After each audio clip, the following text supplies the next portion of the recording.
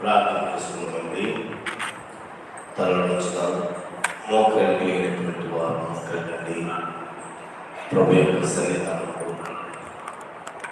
మరొకసారి ఆయనకు కృతజ్ఞతాస్తుతులు చెల్లించే గొప్ప భాగ్యము దేవాది దేవుడు మనకు అనుగ్రహించాడు. ఎందుకు మనము కృతజ్ఞతాస్తుతులు చెల్లించాలి అని అంటే, మన పాపముల చేతను అపరాధముల చేతను చచ్చిన వారమై ఉన్న మన కొరకు తండ్రి అయినటువంటి దేవుడు కుమారుడైన యేసుక్రీస్తు ప్రభు వారిని మన యొక్క సమస్త దుర్నీతి నుండి మనలను పవిత్రులుగా పరచగలిగిన ఆయన ప్రశస్తమైన రక్తమును చిందించుటకై ఈ భూలోకంలోకి వచ్చాడు.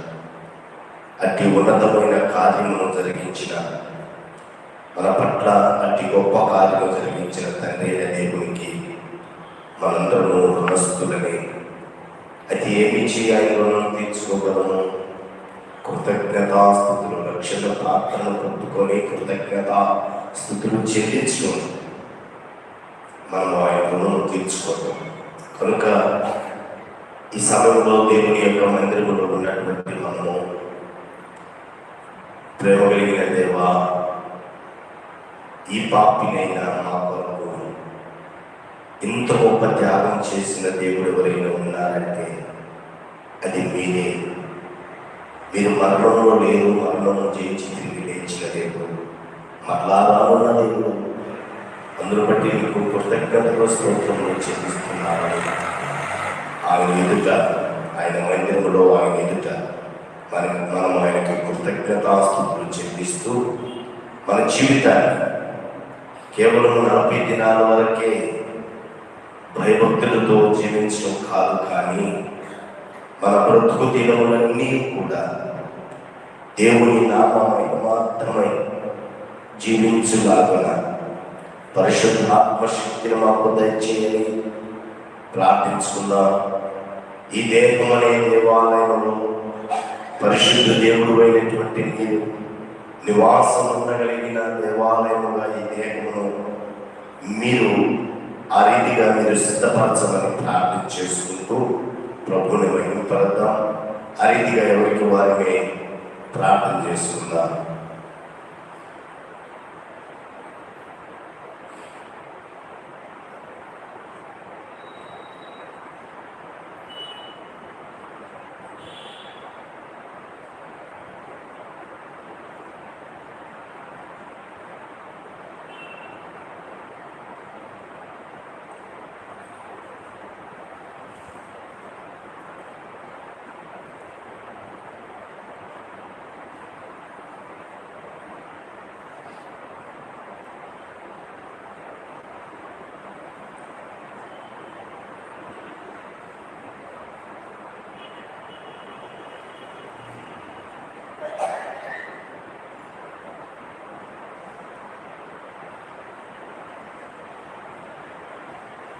ప్రార్థన చేసుకున్నామండి. ఈ దినమున తన దీన దాసురాలు దేవుని నామమును బట్టి ఆయన మాటలను ప్రకటించడానికి పరిశుద్ధాత్మదేవుడు తన దీన దాసురాలకు తోడై ఉండి తన నోటికి పోరుగా ఉండి తన దాసురాలతో మాట్లాడాలన్న సరళంగా వచ్చి ప్రార్థన చేస్తారు.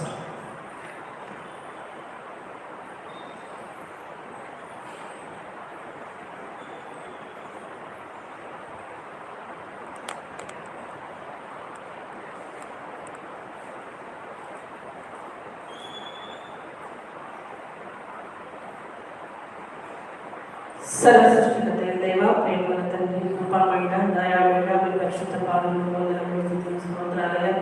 ఈ దినం చూడలేక ఎంతో మంది గతించినప్పటికీ తండ్రి మీరు మా మీద చూపించిన మేరకు బట్టి వెలైన స్తోత్రాలు చెల్లిస్తున్నాము. ప్రభా, యొక్క సిలువలో తండ్రి మేమందరం ఈ 12వ దినములో మేమందరం చేరి మీ యొక్క గొప్ప త్యాగాన్ని మేము గుర్తు చేసుకుంటుండగా మా అందరికీ తోడుగా ఉంటున్నాం. స్తోత్రాలు చెల్లించుకుంటున్నాం. ప్రభా, అపరాధాల చేత తండ్రి బాబు చేత చచ్చని స్థితిలో ఉన్న మమ్మల్ని మీ యొక్క కుమారుడిని తండ్రి భూలోకానికి పంపి మీ కుమారుని యొక్క పవిత్రమైన నిష్కలమైన నిర్దోషమైన పరిశుద్ధమైన రక్తాన్ని కాల్చి మా పాపను విమోచించిన దేవా మీకు స్తోత్రాలు చెల్లించుకుంటున్నాము. ఈ యొక్క వేదనలో తండ్రి మేము ఆచారంగా కాకుండా ప్రభావ తండ్రి మీకు తండ్రి సమీపంగా ఉండి తండ్రి మా పాపములను ఈ సన్నిధానంలో మీరు జరుపుకొని తండ్రి మా జీవితాలు సరిచేసుకుంటాము. మేమందరము ఈ సన్నిధానంలో చేరుకున్నాము. అందరి బట్టి మీకు వేరే స్తోత్రాలు చెల్లిస్తున్నాం ప్రభావ. ఇప్పుడు వరకు పాటలతో మేము మధ్యపరుచున్నాము. అలాగే ప్రభావ వాక్యం వచ్చిన మీ తీరదాసనాన్ని మీ యొక్క పరిశుద్ధాత్మతో ఆ బిడ్డలు నింపండి. మీరు తోడుగా ఉండండి, ఆత్మీయంగా బలపరచండి. ఆ వాక్య ప్రకారం మేము జీవించాలని మాకు సహాయం చేయడం ప్రార్థిస్తున్నాం ప్రభావ. ఆ బిడ్డ చెబుతున్న వాక్యాలు మేము హృదయంలో బలపరుచుకొని వాటి ప్రకారం జీవించి మీ యొక్క రాకడికే మేము కూడా సిద్ధపరిచి బిడ్డలుగా ఉండడం మాకు సహాయం చేయమని మా ప్రభుత్వం మా రక్షకుడైన యేసుక్రీస్తు పేరిట అడిగి వేడుకొని పొందుకొని ఉన్నాం ప్రభువా. ఆమేన్. కూర్చుందండి. ఈ దినం దైవర్తమానాన్ని అందించడానికి దేవుని ప్రణాళిక చొప్పున ఏర్పాటు చేయబడిన ప్రియమైన సహోదరి చిలక సౌభాగ్యము గారు వచ్చి దేవుని యొక్క ఆత్మీయ సందేశాన్ని అందించాల్సిందిగా ప్రేమతోటి ఆహ్వానిస్తూ ఉన్నారు.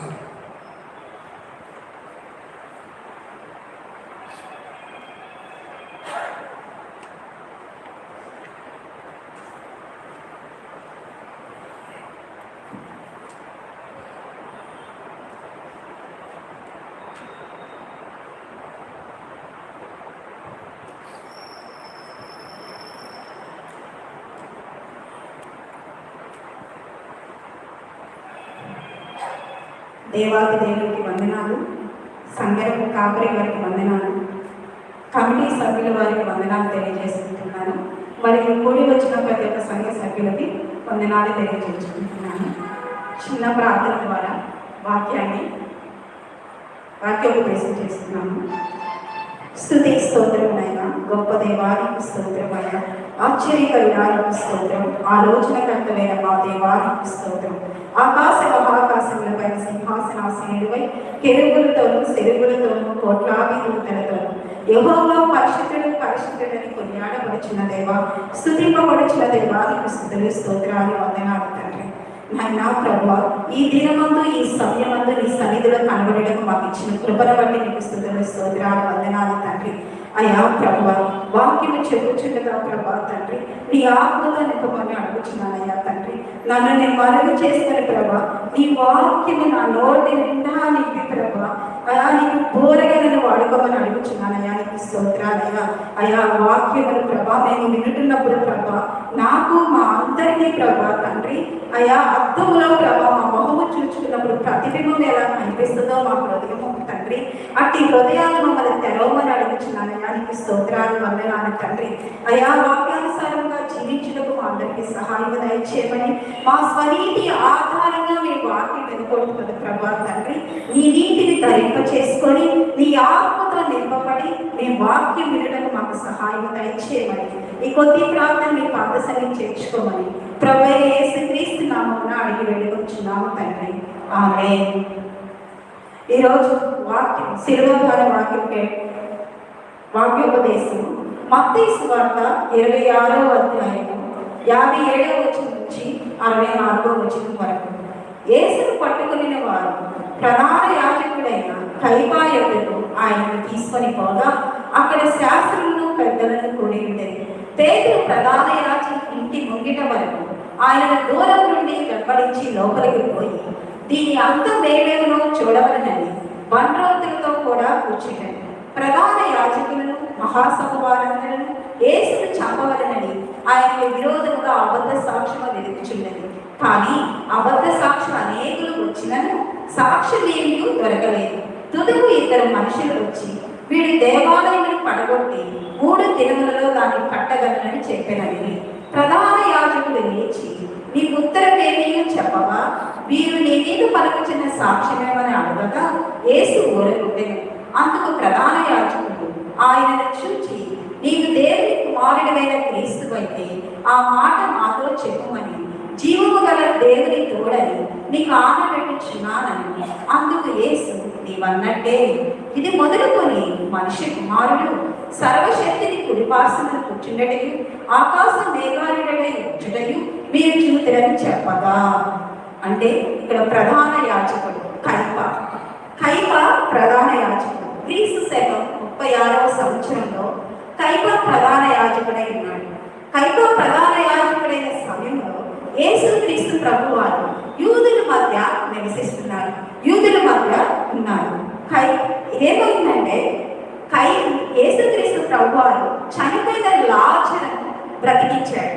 అప్పుడు యూదులందరూ ఎక్కడ యేసు ప్రభువారిని క్రీస్తుని నమ్ముతారని భయపడి మహాసభ వారందరూ, యూదుల మహాసభ వారందరూ, పరిసయ్యులు, సద్దుకయ్యులు, కైప వారు ఒక యేసుక్రీస్తుని సిలువకి అప్పచెప్పాలి, చంపవలనని చెప్పని వాళ్ళు కుట్ర పన్నారు. ఆ కుట్రలో భాగంగా దేవునికి, యేసు ప్రభువారికి ఎక్కడైనా ఈయన విరోధంగా మాట్లాడితే సాక్ష్యం ఏమన్నా ఉంటుందా, దేవునికి విరోధంగా మాట్లాడితే ఆయన మహాసభ తీర్పులోకి తీసుకురావాలని చెప్పని చెప్పారు. అప్పుడు యేసు ప్రభువారు 3 దినములు దేవాలయమును పడగొట్టి 3 దినములలో దాన్ని కట్టగలనని చెప్పినది. అందుకు అలా చెప్పినప్పుడు నువ్వు 3 దినములలో నువ్వు కట్టగలవా అని ప్రధాన యాజకుడి దగ్గరికి కైప దగ్గర తీసుకొచ్చారు. కైపకు ముందు అన్న, కైప అన్నాకు అల్లుడవుతాడు. కైపకు ముందే అన్నా దగ్గర తీసుకువెళ్ళినప్పుడు అన్న అవమానపరిచి యేసుక్రీస్తు వారి దగ్గరికి పంపించారు. అన్నకి ఎలాంటి శిక్ష విధించడానికి హక్కు లేకపోవడం వలన కైప ప్రధాన యాజకుడి దగ్గరికి పంపించారు. ప్రధాన యాజకుడు ఏమని అడుగుతున్నాడంటే, కైప, నీవు జీవము గల దేవుని కుమారుడు అయితే, క్రీస్తు అయితే ఆ మాట నాతో చెప్పుము. అంటే ఇక్కడ కైప కానీ ప్రధాన యాజకులు కానీ ఎవ్వరు క్రీస్తుని నమ్మట్ల, ఆయన లోక రక్షకుడిగా వచ్చాడని ఎవ్వరు నమ్మట్ల, సస్పెక్టెడ్ అంటే ఒక అనుమానంతో ఉన్నారు.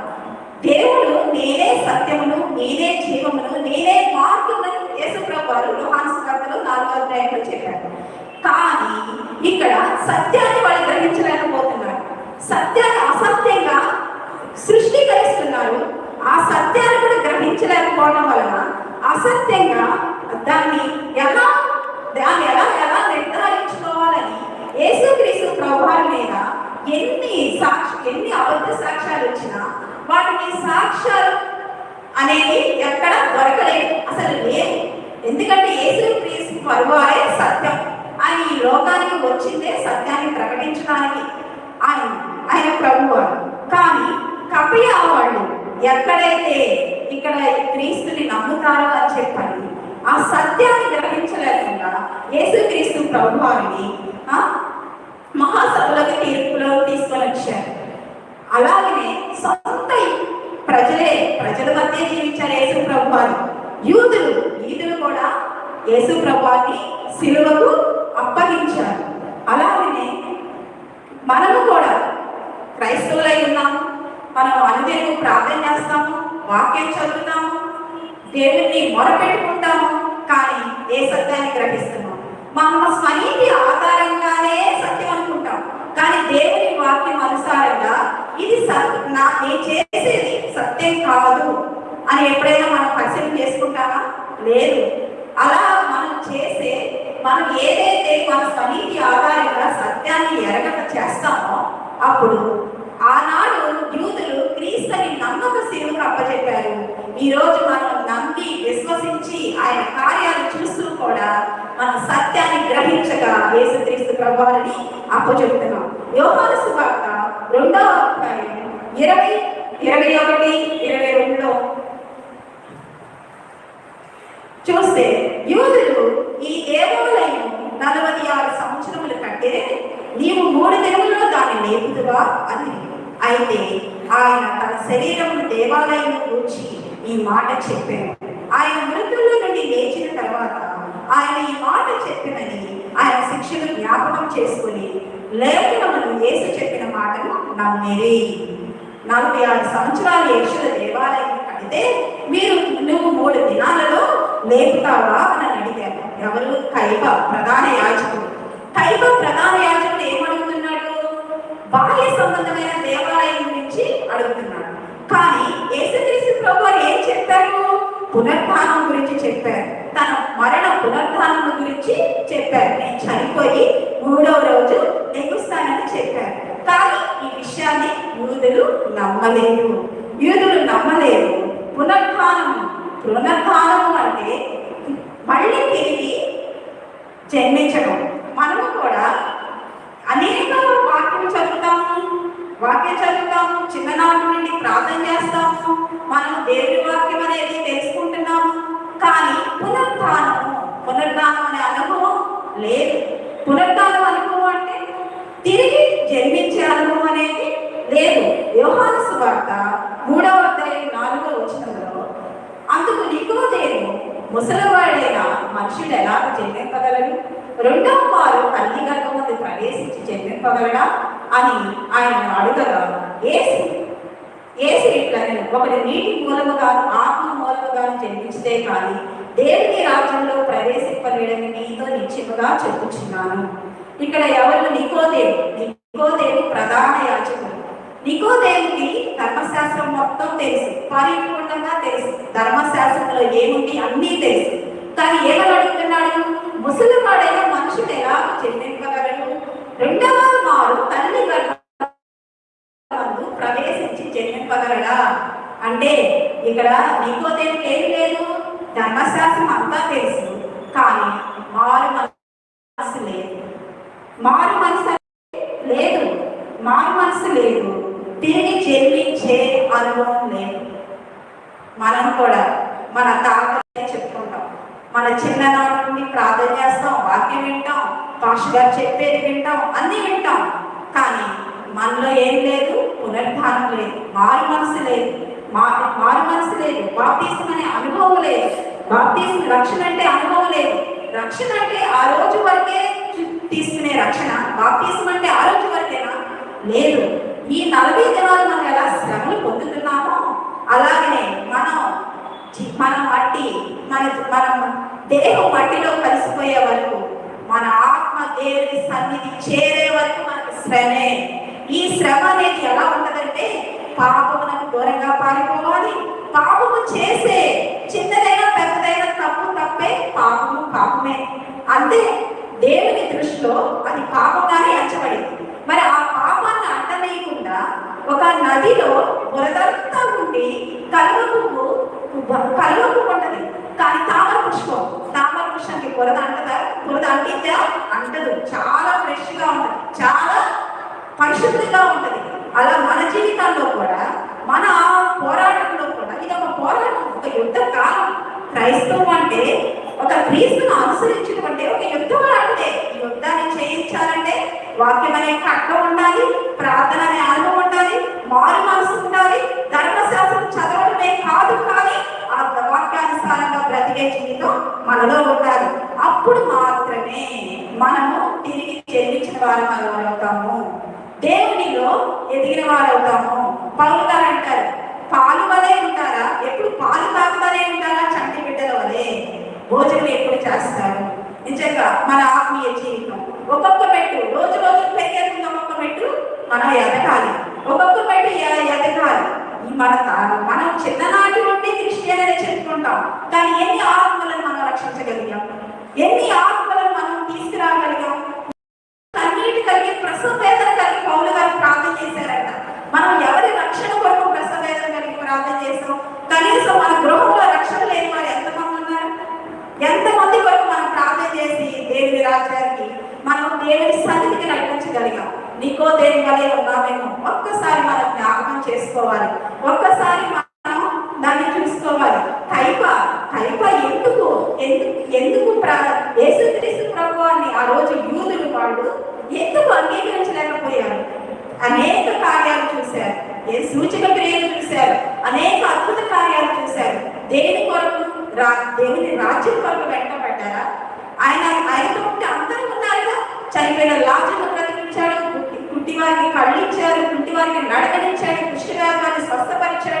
అనేక కార్యాలు చూశారు, అనేక మంది రక్షింపబడ్డారు, అనేక మంది స్వస్థపరచబడ్డారు. కానీ దేని కొరకు యేసు ప్రభువుని వెంబడించారు? ఈ లోక సంబంధమైన వాటి కోసం వెంబడించారు. మనం కూడా అలానే ఉన్నామా? మనం కూడా దేవుని ఆలయానికి వివాహం కోసమా, ఉద్యోగం కోసమా, ధనం కోసం, మన శ్రమల కోసమని మనం వస్తున్నామా? ఒక్కసారి మన ఆత్మ పరిశీలన చేసుకోవాలి, స్వీయ పరిశీలన చేసుకోవాలి.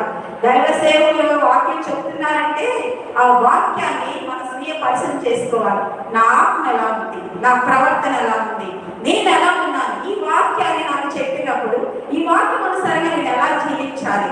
ఆత్మ పరిశీలన ఉందా మనకి? ఎవరికైనా, నాకైనా మీకైనా కానీ వాక్యం చెప్పేటప్పుడు స్వీయ పరిశీలన ఉందా? ఆత్మ పరిశీలన ఉందా? ఆత్మ పరిశీలనలో ఎప్పుడైతే మనం జీరోగా ఉంటామో ఈ మన పరలోక రాజ్యం చేరలేదు. 40 దినాలు చెప్పుకుంటాం, ప్రార్థన చేసుకుంటాం, అనేక కార్యాలు చేస్తాం. ఎందుకు చేస్తున్నాం? దేవుని రాజ్యం కొరకే చెప్తాం. కానీ దేవుని రాజ్యం కొరకు చెప్పినప్పుడు మనం ఎలా ఉండాలి? నికోదేము వలె ఉండాలా? తిరిగి జన్మించలేని అనుభవంలోనే ఉండాలా? మనం ఒక్కసారి జ్ఞాపకం చేసుకోండి. ఎప్పుడైనా కానీ కైప ఎందుకు క్రీస్తుని లోక రక్షకుడని తెలుసుకోలేకపోయారు. మహాసభ వారే, యూదులే వాళ్ళు, సద్దుకేలే, పరిసయ్యులే, అబ్రహాం సంతానం అనబడేవారే. కానీ ఏమై ఉన్నారు? పాపము దాసమై ఉన్నారు, పాపానికి లోబడి ఉన్నారు. అందువల్ల యేసుక్రీస్తు ప్రభువాన్ని తెలుసుకోలేకపోయారు. యేసుక్రీస్తు ప్రభువారు చెప్పిన మాటలను వాళ్ళు వినలేకపోయారు. అందువలనే యేసుక్రీస్తు ప్రభువారు యూదులే, సొంత మనుషులే యేసుక్రీస్తు ప్రభువాన్ని శిలువకి అప్పచెప్పారు. యోహాను సువార్త 4వ అధ్యాయం 15వ వచనం. సమరయ స్త్రీ దగ్గరికి వెళ్ళినప్పుడు యేసుక్రీస్తు ప్రభువారు ఆ స్త్రీ ఆయనను చూచి, అయ్యా, నేను దప్పిక పడుకున్నట్లు, చేతుకొనడానికి ఇంత దూరం రాకున్నట్లు ఆ నీళ్లు నాకు దయచేయమని అడగగా యేసు దయచేయమని అడిగారు.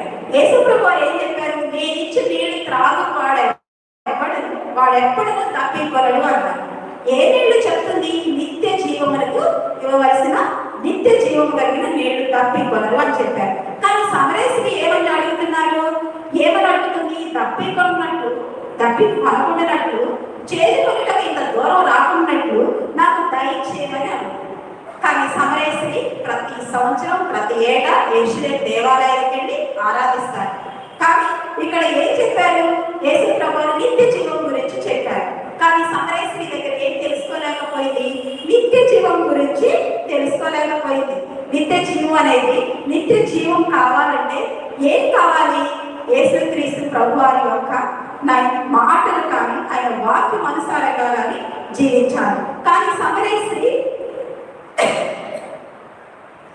తెలుసుకోలేకపోయింది. అంటే ఈ యేసుక్రీస్తు ప్రభువారు 3.5 సంవత్సరాలు, 33.5 సంవత్సరాల్లో 3.5 సంవత్సరాలు ఆయన చేసిన సూచక్రియలు కానీ, ఆశ్చర్య క్రియలు కానీ ఈ భూమికి పట్టదంట ఆయన రాయడానికి. కానీ వాళ్ళు వెంబడించిన సూచక్రియలకే, ఏదైనా వాళ్ళు ఈ లోక సంబంధమైన వాటి కోసమే వెంబడించారు. కానీ ఆయన వాక్యానికి కానీ, నిత్య జీవానికి కానీ, పరలోక రాజ్యానికి కానీ ఎవరు వెంబడించలేదు. పరలోక సంబంధమైన నిత్య జీవ జలము కలిగినటువంటి దేవుని యొద్దకు వాళ్ళు వెంబడించలేదు. దేవుని సంబంధమైన వాళ్ళు వెంబడించలేదు. ఈ లోక సంబంధమైన వాటి కోసమే ప్రాకులాడారు యూదులు. అందువల్ల యేసు ప్రభువాన్ని శిలువకి అప్పజెప్పడం జరిగింది. సమరయ స్త్రీ వలె బాహ్యమైన ఆశీర్వాదం కొరకు. అవును, సమస్య ఏమడిగింది? నీళ్లు నాకు దాహం కొనుక్కున్నట్లు అంత దూరం రాకుండా నీళ్లు అడిగింది. కానీ యేసుక్రీస్తు ప్రభువారు మాత్రం నిత్య జీవము, ఆయన ఎడల మనకేముంటుంది? నిత్య జీవం ఉంటుంది. ఆయన ఈ లోకానికి ఎందుకు వచ్చారు?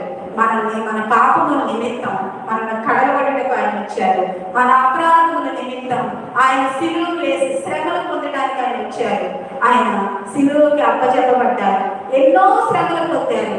కానీ అందరూ యేసుక్రీస్తు ప్రభువారు చేసే అన్ని క్రియలకు వెంబడించారు. కానీ యేసు ప్రభువారి శిలువకు అప్పచెప్పినప్పుడు ఎవరైనా ఉన్నారా? ఎవరు లేరు. అలాగే యోహాను సువార్త 6వ అధ్యాయం 52వ వచనం ప్రకారం, నా శరీరం తిని నా రక్తం త్రాగిన వారికి నిత్య కలదు. అంత్య దినమున వారిని లేపుదును. నా శరీరం తిని నా రక్తం త్రాగి వారికి నిత్య జీవము కలదు. అంటే ఆయన శరీరాన్ని మనం జ్ఞాపకం చేసుకోవాలి. ఆయన శరీరానికి గుర్తు రొట్టె, నలగగొట్టబడిన శరీరం. నిజంగా మన పాపం నిమిత్తం మన కొరకు ఆయన నలగగొట్టబడ్డాడు. అరికా నుంచి నడినంత వరకు మనం ఎన్ని పాపాలైతే చేశామో యేసు ప్రభువారు కూడా అరికా నుంచి నడినంత వరకు అంతగా నలగబట్టబడ్డారు. ఆయన శరీరం చేర్చబడింది. కొరడాలతో దెబ్బలు కొడుతుంటే ఆ కొక్కితో ఇలా అంటే శరీరం చేర్చబడి ఎముకలు కనబడి మేకులు కొట్టించుకున్నారు. ఆయన నిజంగా చెరకలు త్రాగించారు, అవమానపరిచారు, ఉమ్మి వేశారు, గేలు చేశారు. కానీ ఎందువల్ల ఎన్ని శ్రమలు పొందారు? మన కోసం నిత్య జీవాన్ని ఇచ్చడానికి, నిత్య జీవం మనము ఆయన రాజ్యంలో ప్రవేశించడానికి, ఆయన మనం కూడా నిత్య జీవం కలిగి ఉండటకే ఆయన ఇంత నరకగొట్టబడ్డారు. కానీ మనకు అన్నీ తెలిసి నరకాగ్నిలో ఎడ్జిలో ఉంటాము. నరకానికి పోవటంలో మనం చేసే క్రియల వల్ల కానీ, మనం చేసే తప్పుల వల్ల కానీ, మనం చేసే ప్రవర్తన నడవడిక వల్ల కానీ నరకాగ్నిలో ఎడ్జిలో ఉంటాం. మనందరికీ తెలుసు, అందరికీ తెలుసు. కానీ మన హృదయం కాఠినమైనది. మన హృదయం ఒక రాయి లాంటిది, నలగొట్టబడాలి. ఎలా నలగొట్టబడాలంటే ఈ 40 దినాలు సిలువను గురించి చెప్పుకుంటున్నామే కాదు, ప్రతి దినం అనుక్షణం మన జీవితాల్లో ఆయన పొందిన శ్రమలను గుర్తు చేసుకోవాలి. ఆయన కార్చిన రాకడి రక్తం పొట్టు వరకు ఆయన మన వరకు కార్చారు. ఆయన ఎంతగా అంటే ప్రాణం ఇచ్చినంతగా ఆయన ప్రేమించారు. అంతగా కార్చి ఆ రక్తం బట్టి ఆయన ఇచ్చిన రక్షణ బట్టే అబ్బా తండ్రి అని పిలవగలుగుతున్నాం. నిజంగా ఆయన ఇచ్చిన రక్షణ బట్టే మనం బ్రతుకుతున్నాం. ఎందుకంటే ఐగుప్తు దేశంలో ఇశ్రాయేలు జనాంగం ఉన్నారు. మొరపెట్టారు. మొరపెట్టి వాళ్ళ మూలుగులు విన్నారు. మోషేని ఎన్నుకున్నారు.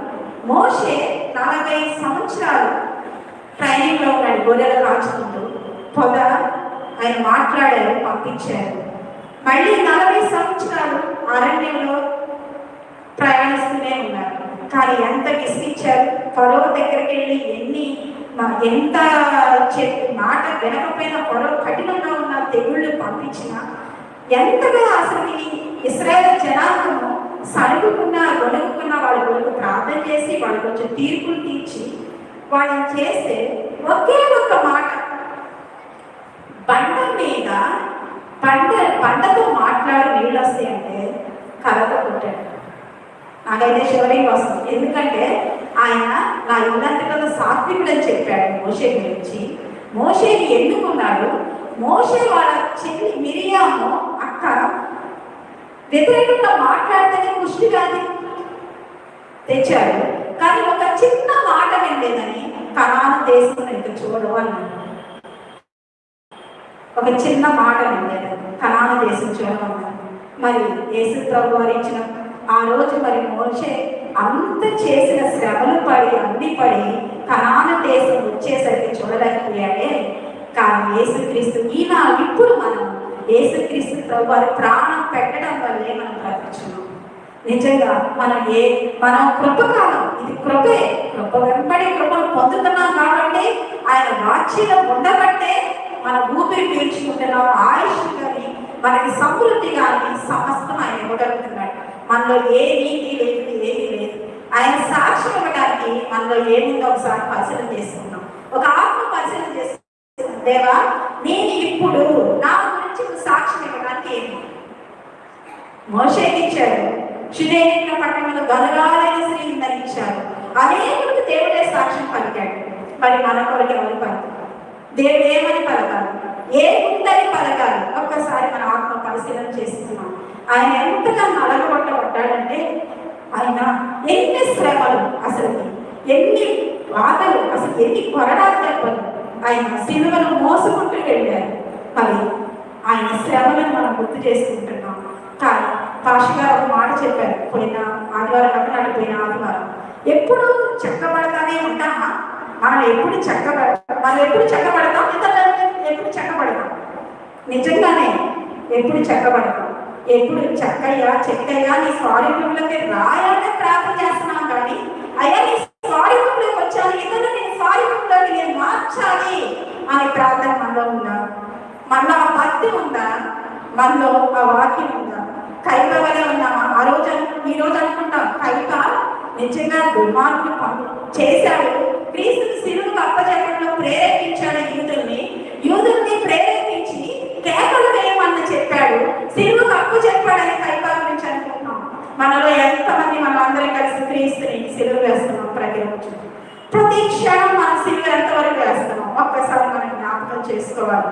కైప యేసుని విచారించినప్పుడు మనకు ఎంతగా మనం జ్ఞాపకం చేసుకోవాలి. ఒక్కసారి జ్ఞాపకం చేసుకుందాం. అలాగే యోహాను సువార్త 8వ అధ్యాయం 21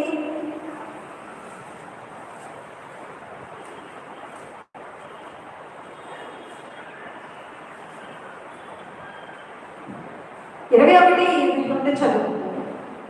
మరి ఎప్పుడు ఆయన నేను వెళ్ళిపోతున్నాను, మీరు నన్ను వెతుకుతారు కానీ మీ పాపములోనే నుండి చనిపోతారు, నేను వెళ్ళి చోటికి మీరు రాలేదని వారితో చెప్పాను. అందుకు యూదులు నేను వెళ్ళి చోటికి మీరు రాలేరని నేను చెప్పుచున్నాడే, తను తానే చంపుకొనినా అని చెప్పిరి. ఎక్కడికి వెళ్ళి చోటికి?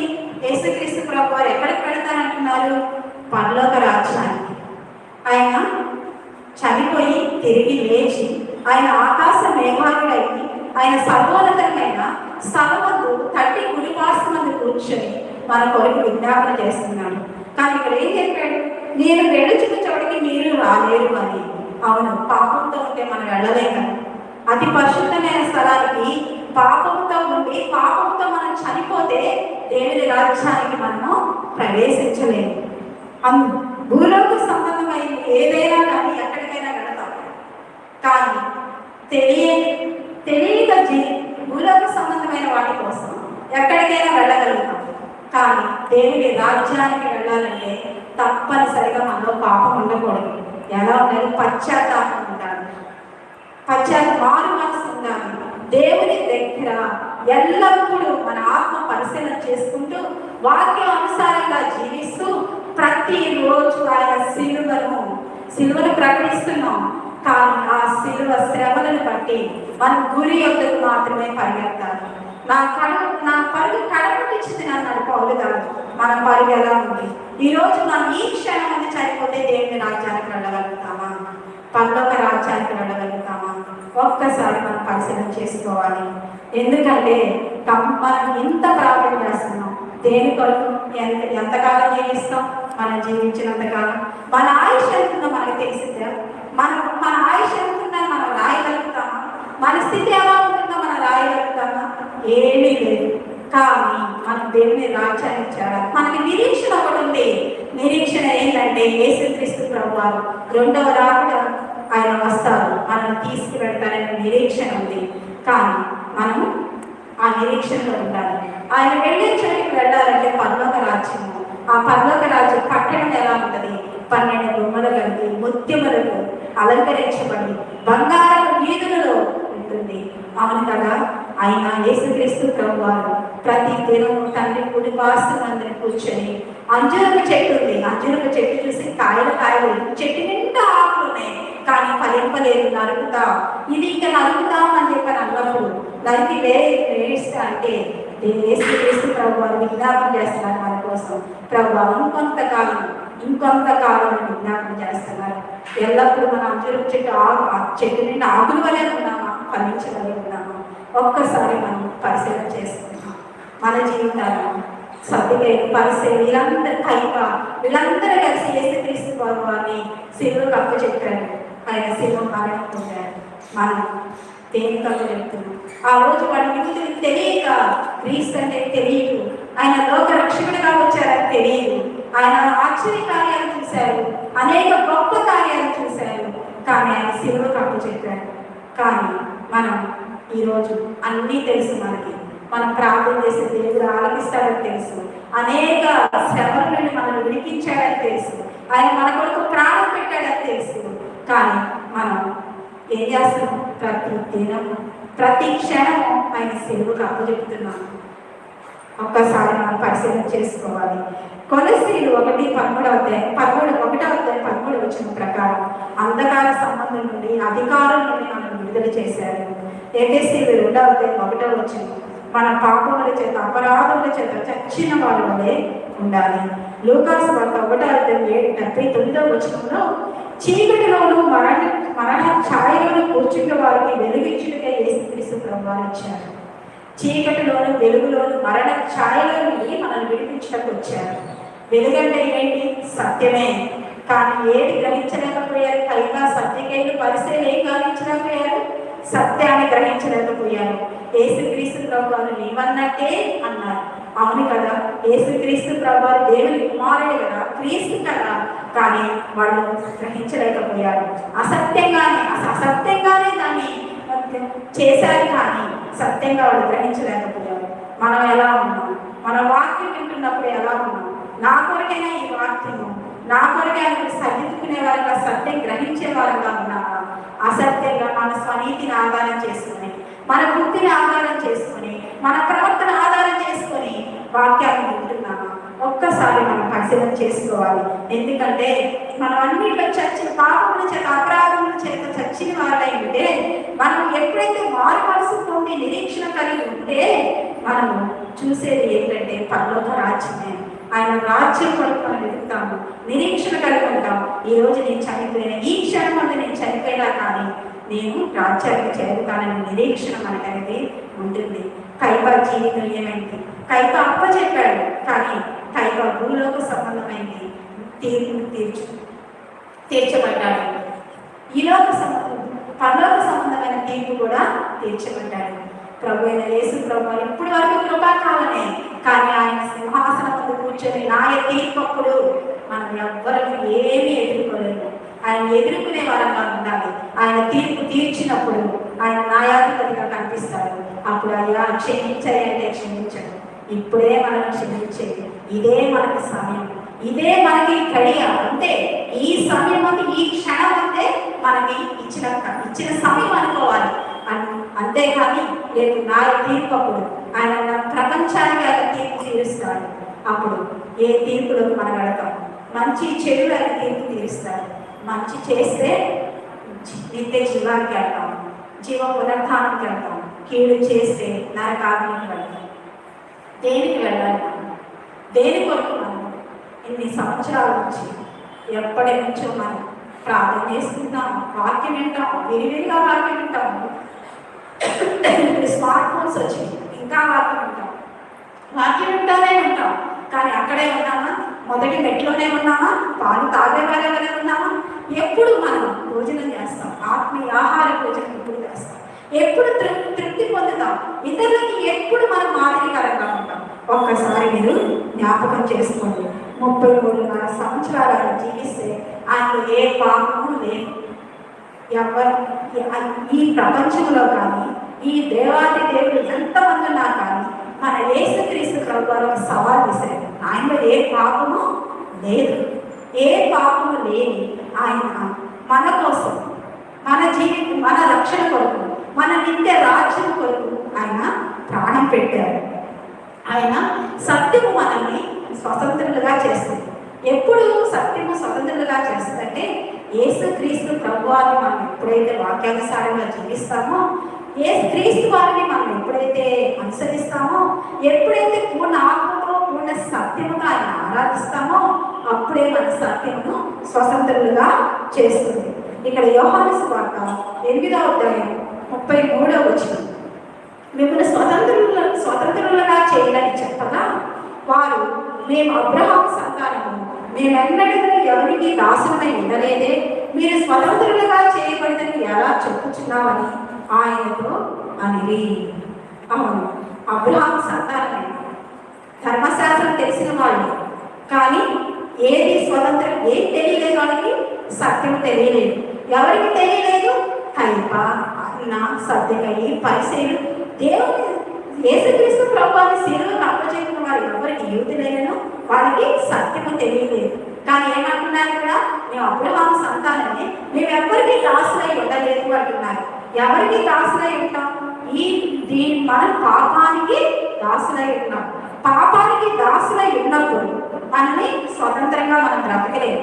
ఎప్పుడైతే మనం పాపం నుండి విడుదల పొందుతామో, ఎప్పుడైతే పాపాన్ని విడిచిపెడతామో, ఎప్పుడైతే పాపాన్ని మనం దూరంగా ఉంటామో అప్పుడు మాత్రమే మనం సత్యాన్ని అనుసరించగలుగుతాం. సత్యం ఎప్పుడైతే మనం అనుసరించగలుగుతామో అప్పుడు స్వతంత్రులుగా ఉంటాము.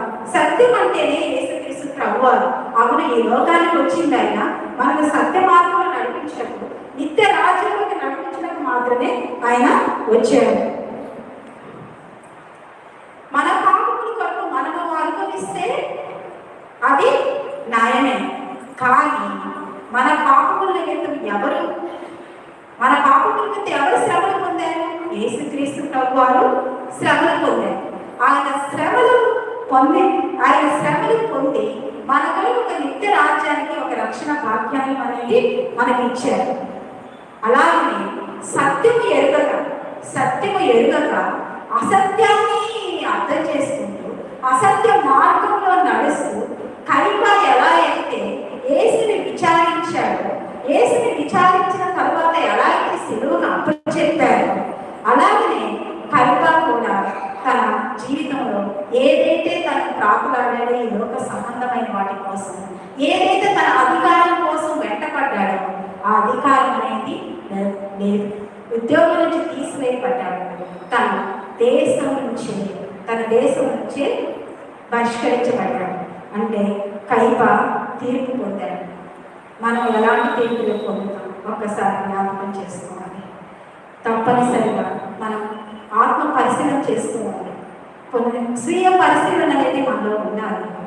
ఆ రోజు వాళ్ళందరూ స్వీయ పరిశీలన చేసుకుంటే, ఆత్మ పరిశీలన కనుక చేసుకొని ఉంటే యేసుక్రీస్తు ప్రభువారి మీద నేరం మోపేవారు కాదు.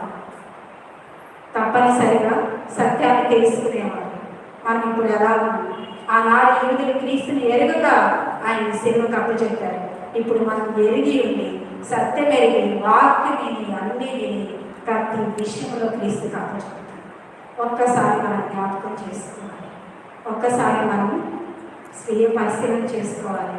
కైప వలె కాకుండా, సర్దుకైన పరిశీలన వలె కాకుండా మనం దీన మనసు కలిగి ఎప్పుడు దేవుని దగ్గర మనం విజ్ఞాపన చేసి ఆయన రాజ్యం కొరకు ఎదురు చూసే వారంగా ఉండాలి.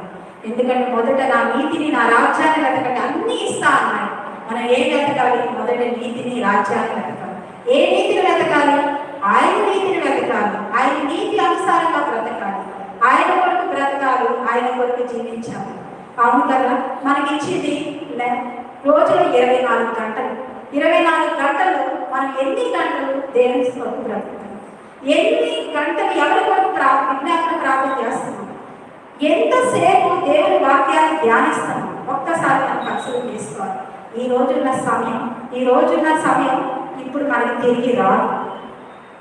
ఎప్పుడు మనం ఏ సమయం వల్ల మనం సిద్ధపడి ఉండాలంటే ఇప్పుడు పిలిస్తే సిద్ధపడే విధంగా మనం ఉండాలి. అలా ఉండాలి. 40 దినాలే కాదు, అనుదినము ఏమంటాడు? నరిని కాలం యుద్ధం కాలం వంటిది కాదా అంటాడు. అవును, మన కాలం యుద్ధమే. యుద్ధం అంటే ఏదో మన ఆస్తులు సంపాదించుకునేటానికో, మనం ఏదో మన మనుగడ సంపాదించుకోవడానికో, మన జీవనోపాధిని గడపడానికి యుద్ధం కాదు. దేవుని నీతి అనుసారంగా, దేవుని వాక్యానుసారంగా ఆయనకి ఇష్టమైన ప్రవర్తనగా జీవించడానికి ఒక యుద్ధమే జరిగింది. ఎందుకంటే ఈ లోకం అంతా అది పాపంతో నిండి ఉన్నది. కానీ ఆ లోకానికి వేరే మనల్ని జీవించమంటున్నాడు. లోకానికి వేరే జీవించమంటున్నాడు కదా. మరి ఆ లోకానికి వేరే జీవించాలంటే మీ యుద్ధమే కదా. యథార్థత కలిగి జీవించమంటున్నాడు. యథార్థత కలిగి వాక్యమనుసారంగా జీవించమంటున్నాడు. ఇది తప్పంటే తప్పని చెప్పమంటున్నాడు. కానీ అదొక యుద్ధం. ఈ యుద్ధాన్ని మనం జయించాలంటే ముందుగా మన సత్యాన్ని తెలుసుకోవాలి, వాక్యమనుసారంగా బ్రతకాలి, ఆయన నీతిని అనుసరించి బ్రతకాలి, ఆయన రాజ్యం కొరకు మనం బ్రతకాలి, ఆయన కొరకే మనం బ్రతకాలి. అప్పుడు ఆయన అన్నీ ఇస్తాడు. మనకి ఇవ్వని అప్పుడు ఏదీ లేదు. ఆయన తీర్చని మొరంటూ ఏదీ లేదు. ఆయన వినని మొరంటూ ఏదీ లేదు. ఆయన తీర్చని సమస్య అంటూ ఏదీ లేదు. తప్పనిసరిగా ఆయన ఇచ్చే ప్రతి ఒక్కటి ఇస్తాడు. మన చిన్ననాటి నుండి మనం జ్ఞాపకం చేసుకుంటే మనకి ఏదైతే మొర పెట్టామో ఆ మొరని ఆయన తగిన కాలం ముందు, తగిన సమయం ముందు ఆయన మనకి దయచేస్తాడు. అది తప్పనిసరిగా మనమైనా రుణపడి ఉంటామేమో, కానీ దేవుడు ఎప్పుడు రుణపడి ఉంటాడు. ఆయన ఎప్పుడు ఆయన మనం ఏమి ఇవ్వలేదు, మనం రుణపడి ఉంటామేమో, కానీ ఆయన ఎప్పుడు రుణపడి ఉంటాడు. అలాగనే దేవుడు యేసుక్రీస్తు ప్రభువుని శిలువకి అప్పచెప్పాడు. లోక రక్షకుడని తెలియక అప్పచెప్పాడు. ఈరోజు మనకి లోక రక్షకుడని తెలుసు, అన్నీ తెలిసి మనం దేవుల్లో ఉన్నాం. మన చేతిలోనే ఉంది. పరలోక రాజ్యానికి వెళ్ళాలా, నిత్య నరకానికి వెళ్ళాలా, మన చేతిలోనే ఉంది. ఏదైనా కానీ దాన్ని మనమే తెలుసుకొని ఎటువైపు వెళ్ళాలో మనం తెలుసుకొని దేవుని కొన్ని జీవించాలని ఈ కొద్ది వాక్యం దీవించుకున్నాం.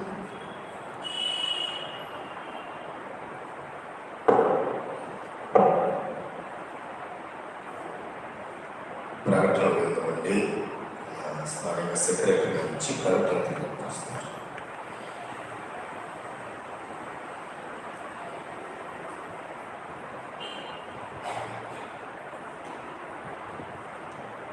క్రీస్తునందు ప్రియమైన వాత్సల్యం మరియు సెంటనరీ బ్యాప్టిస్ట్ చర్చ్ సభ్యులు మరియు కూడి వచ్చిన అందరికీ యేసుక్రీస్తు జీవము కలిగిన శుభములు తెలియజేస్తున్నాం.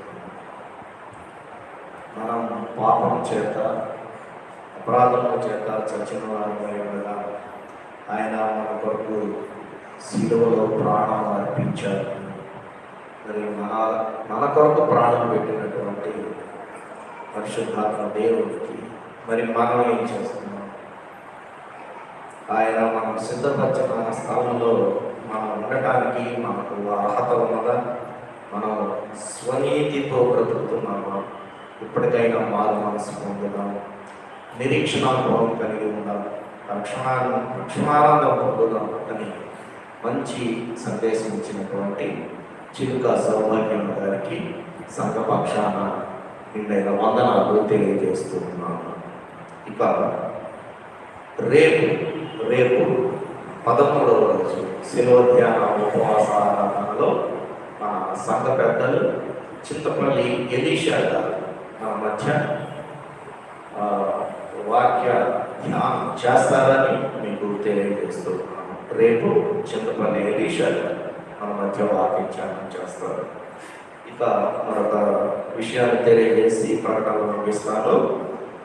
ఉన్నం హెన్రీ విల్సన్ గారి జ్ఞాపకార్థం వారి సతీమణి మార్తమ్మ గారు ఈరోజు మనకు ఈ ఉపవాస ఆరాధన అనంతరం అల్పాహారాన్ని సిద్ధపరిచారు. వారు మార్తమ్మ గారి కుటుంబం ముందుకు వస్తే వారి కొరకు సంఘ కాపరి గారు మనకు ప్రార్థన చేస్తారు.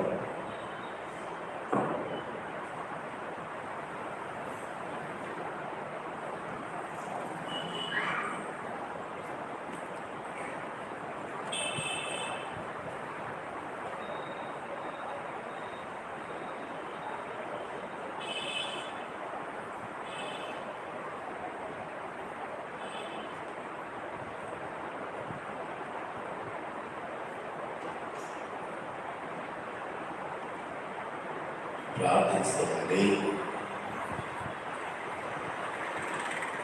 ప్రేమ నమ్మకమైన మా ప్రియ పరలోక తండ్రి, ఇదిగో ఈ సమయంలో మీకు కృతజ్ఞతలు స్తోత్రములు చెల్లిస్తూ ఉన్నాను. మీ ప్రియ దాసురాలు ప్రభువా మార్తమ్మ గారు వారికి ఇచ్చిన 5 కుమారుడు, మార్తమ్మ గారికి మీరు తోడుగా ఇచ్చిన తండ్రి మీ దాసుడు హెన్రీ విల్సన్ గారి యొక్క జ్ఞాపకార్థమై ఈ దినమున సంఘమును ప్రేమించి వారి యొక్క భర్త యొక్క జ్ఞాపకార్థముగా, తండ్రి యొక్క జ్ఞాపకార్థముగా సంఘమంతటికి ప్రభువు ఏర్పాటు చేసిన అల్పాహార విందును బట్టి మీకు కృతజ్ఞతలు స్తోత్రములు చెల్లిస్తూ ఉన్నాము. మీ దాసురాలను తన ఉద్యోగంలో మీరు తోడుగా ఉండండి. ఉద్యోగ నిమిత్తము ప్రయాణములు క్షేమంగా ఇచ్చేయండి. మంచి ఆరోగ్యమును, బలమును, శక్తిని, ఆయుష్ని మీరు అనుగ్రహించండి. అలాగే ప్రభువా అది కుమారుడు ఆశీష్ కుమార్ నుంచి కుమారుడు వేదాన్ని బట్టి కూడా మీకు కృతజ్ఞతలు స్తోత్రములు చెల్లిస్తూ ఉన్నాను. ఇది పెద్ద కుమారుడు ఇంటర్మీడియట్ ఎగ్జామ్స్లో పాల్గొంటూ ఉండగా మీ సన్నిధిని బిడ్డకు తోడుగా ఉంచండి. ఇదిగో తండ్రి, వేద చదువుతూ ఉండగా ప్రభావ బుద్ధి జ్ఞానం వివేచనగా అనుగ్రహించండి. ఇరువురి బిడ్డలను మీ కృపాక్షేమంలో భద్రపరిచి మీ యొక్క ఉన్నతమైనటువంటి కృప వారికి తోడుగా ఉంచి క్షేమకరమైనటువంటి స్థితిని వారికి దయచేయమని, ఇదో ప్రభా వారి యొక్క భర్తలను జ్ఞాపకం చేసుకుంటూ ఏర్పాటు చేయబడిన కృపాహార విందును బట్టి వారు రుచించిన ధననిధుల కంటే అత్యధికమైనటువంటి పరలోకపు ఆశీర్వాదం వారికి దయచేయమని, వారి కుటుంబాన్ని మీ చేతికి అప్పగిస్తుండగా క్రీస్తు యేసు నామంలో మీ కాపుదల్లో ఉంచుకొని త్వరలో రానున్న యేసు నామమున ప్రార్థిస్తున్నాము తండ్రి. ఆమేన్. మరి ఈ ఆరాధన అనంతరం ఈ వైపుగా అల్పాహారం అందజేయబడుతుంది. ప్రతి ఒక్కరు కూడా అల్పాహారం తీసుకొని మీ గృహాలకు వెళ్ళాలని నేను కోరుతూ ప్రకటన ముగిస్తున్నాను. లేచిన ఆంధ్ర క్రైస్తవ కీర్తన పుస్తకంలో నుంచి 198వ కీర్తన మొదటి చరణం పాడుకున్నామండి. మొదటి చరణం పాడుకున్నాం. సిలువను రాని యేసు పలికిన పలుకులందు, సిలువను రాని యేసు పలికిన పలుకులందు విలువలేని ప్రేమామృతము గ్రోలితిరాని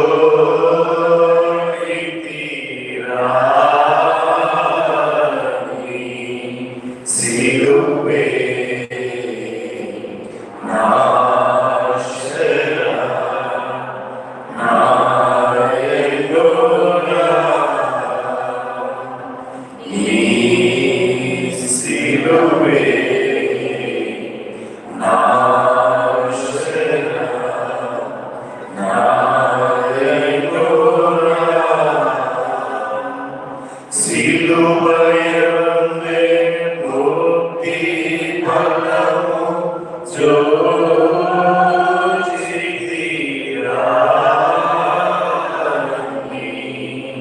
సిలువే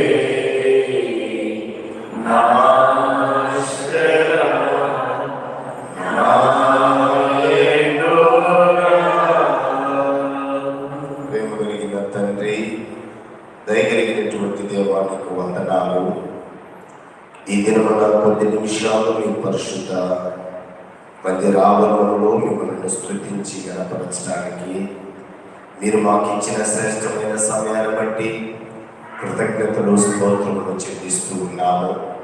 చేరొచ్చిన ప్రియులందరూ వారి కుటుంబాలను వారికి కలిగిన సమస్తాన్ని మీరు దీవించి మీ కాపుదలలో ఉంచండి. అలాగే ప్రభువా, ఈ దినమున మీ పక్షమున నిలబడి దైవ సందేశం అందించిన సహోదరి విద్యన దాసరావు చిలుక సౌభాగ్యము గారు వారి కుటుంబాన్ని మీరు దీవించమని ప్రార్థిస్తున్నాను. అలాగే ప్రభువా, వచ్చిన సంఘాన్ని ప్రేమించి అల్పాహారపు విందును ఏర్పాటు చేసిన దాసరావు అత్తమ్మ గారు వారి యొక్క కుటుంబ సభ్యులను మీరు దీవించి గొప్ప క్షేమంలో ఉంచండి. తిరిగి మేము మా గృహాలకు వెళ్తుండగా క్షేమం నెమ్మదిని దయచేయండి.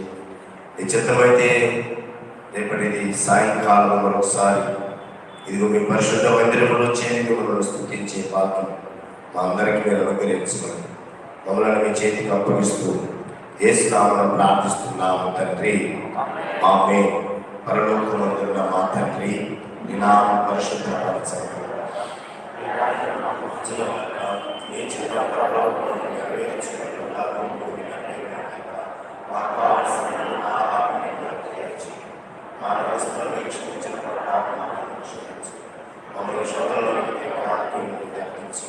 ఎందుకంటే రాజ్యము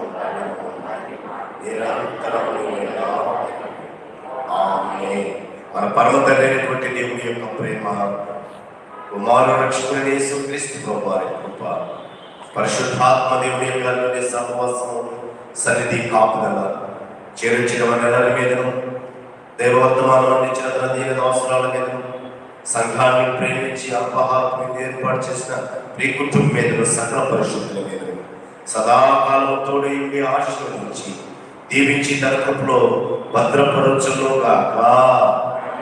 ఆమేన్. ఆశీర్వాదం